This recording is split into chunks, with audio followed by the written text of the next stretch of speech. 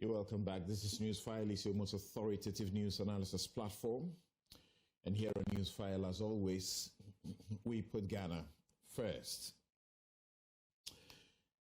It's only fitting that we continue to commend the death of the pomp and the birth of prudence in the expenditure of our meager and scarce national resources. I'm talking about the Independence Day celebrations. For years, we have watched the ritual of March 6 with a mix of patriotism and deep-seated pain. Yes, pain. It was patriotism for the flag, but pain for the national purse, as we witnessed millions of cedis literally march away in the form of fuel and so many other expenses and flamboyant parades. There's something fundamentally tragic about a nation that throws a lavish party while its citizens are dying in the shadows of unfinished hospitals.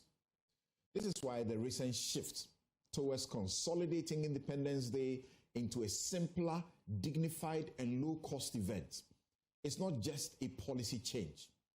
It is a moral victory for common sense. We have had to spend 13 million plus for it. We have had to spend some 20 million plus for it, we are told. But today, we're told that we are spending just 1 million. We must also look at the Tanzania example set by John Magufuli and the predecessor. They understood that you do not celebrate freedom by shackling the next generation with the debts of a one-day celebration. When Magufuli famously cancelled independence festivities, he didn't just save the money. He redirected it to widen gridlock roads and buy medical equipment. They chose tangible, life-saving projects over temporary, ego-inflating pomp and pageantry. It is within this context of fiscal sobriety that we must applaud John Mahama.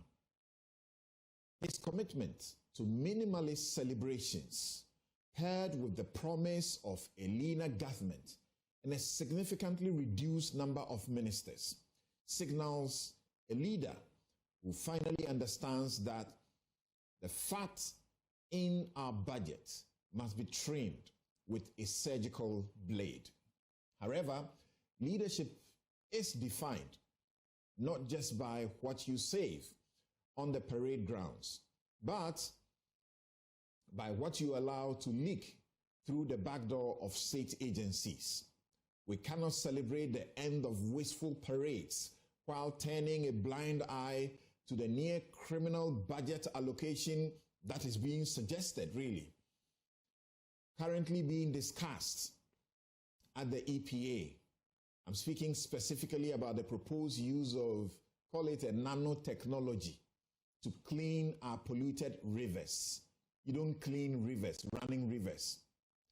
Starting with the brim, the math simply does not add up.